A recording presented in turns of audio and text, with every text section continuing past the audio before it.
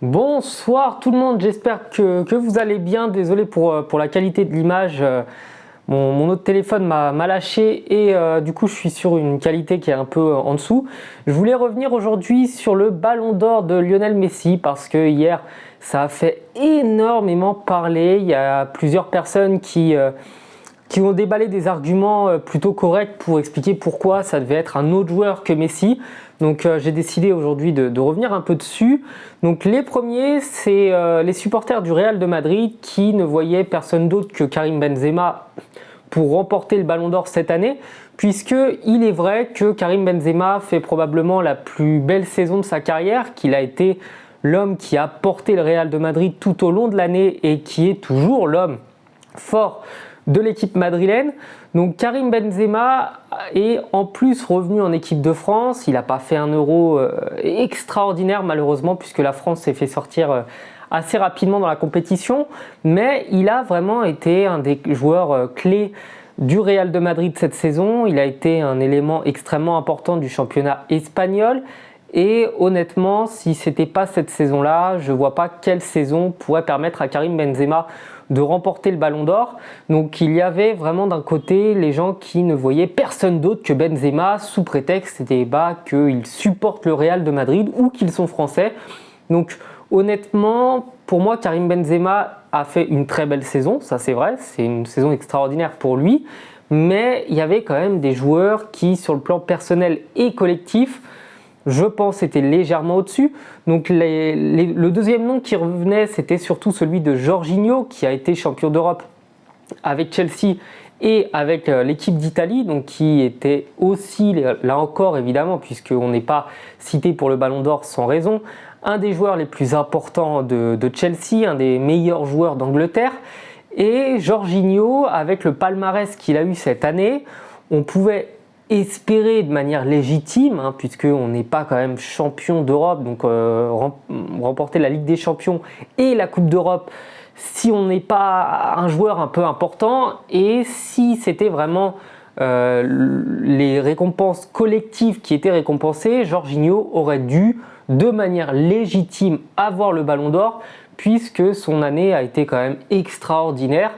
Et là, c'est surtout en fait les gens qui viennent d'Italie. Il y a beaucoup de gens en Italie qui considèrent que c'est honteux que ce ne soit pas Jorginho qui soit le Ballon d'Or. Et honnêtement, je pense que cet argument se défend parce que quand il y a un très bon joueur qui est très bon en équipe nationale avec son club qui remporte absolument tout ce qu'il peut espérer remporter, je pense que c'est normal qu'il y ait quelqu'un en fait de cette équipe-là qui puisse prétendre au titre.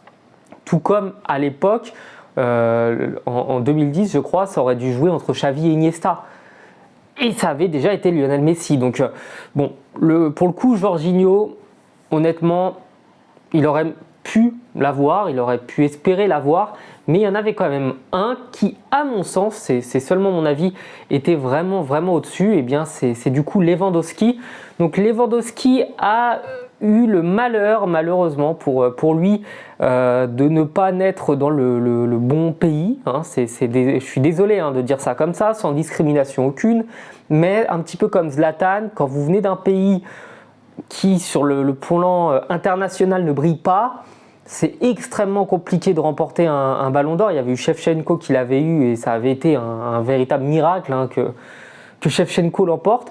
Donc là, Lewandowski, pour le coup, il est à un ratio de plus d'un but par match. Il a été extraordinaire tout au long de la saison, que ce soit en équipe nationale ou encore plus avec le Bayern. Il a des statistiques qui sont juste stratosphériques. Et là où je pense qu'il aurait dû avoir le Ballon d'Or, c'est aussi que du coup on n'a pas récompensé son année 2020 qui avait été extraordinaire puisqu'il n'y a pas eu de Ballon d'Or. Et en fait, Lewandowski s'est retrouvé un petit peu comme avec le trophée du con. C'est-à-dire qu'on lui a donné un trophée pour lui dire que t'inquiète, t'es le meilleur joueur du monde, mais vas-y, on va pas te le donner à toi parce qu'il faut pas déconner. Quoi. Donc on lui a donné le trophée de meilleur attaquant, mais Lionel Messi est un attaquant. Donc si tu donnes un trophée de meilleur attaquant à quelqu'un et qu'il y a un autre attaquant qui est contre lui, tu ne peux pas te permettre de manière cohérente de te dire il est meilleur attaquant, les deux sont attaquants mais on va le donner à l'autre. Non. Non, je pense qu'il y a eu une erreur hein, dans le Ballon d'Or cette saison et en toute honnêteté, ça aurait dû être Lewandowski à mon sens. Donc moi, je suis supporter parisien. Évidemment que c'est incroyable d'avoir un joueur du Paris Saint-Germain qui reçoit le Ballon d'Or, hein, c'est extraordinaire. Mais si on veut parler vraiment des statistiques, si on veut parler des titres, si on veut parler de l'implication, Lionel Messi a évidemment remporté la Copa América, mais je veux dire, soit tu te dis on donne le trophée au meilleur attaquant, dans ce cas-là c'est Lewandowski, soit tu dis je donne le trophée au joueur qui a remporté le plus de titres, et dans ce cas-là c'est Jorginho. Mais tu peux pas en fait choisir à la carte et dire cette saison on récompense l'implication dans le jeu et le niveau de jeu général, et d'autres saisons donner à la même personne un titre en disant il a remporté les titres collectifs, il a été un peu moins important personnellement, mais il a été meilleur d'un point de vue collectif. Donc en fait, il faudrait qu'il y ait une règle qui soit vraiment claire, qu'on sache en fait sur quoi les votes se basent. Parce que là, évidemment que c'est un vote qui est démocratique, hein. Il y a 180 journalistes de 180 pays qui ont voté. On ne peut pas venir crier à l'injustice concernant le Ballon d'Or. Hein.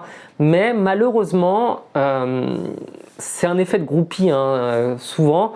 Et j'ai l'impression que les votes ne représentent pas exactement ce qu'on attend. Et c'est assez dommage. C'est assez dommage parce que Lewandowski aurait dû l'avoir, mais si je ne l'ai senti pas non plus extraordinaire avec le Barça. Hein. Il les a portés tout seul, mais je veux dire, il n'a pas fait de miracle comme on pouvait espérer de lui. Et au final, on n'a ni récompensé les performances individuelles avec Lewandowski, ni les récompenses de groupe avec Jorginho. Donc bon, c'est comme ça, c'est assez étonnant comme vote.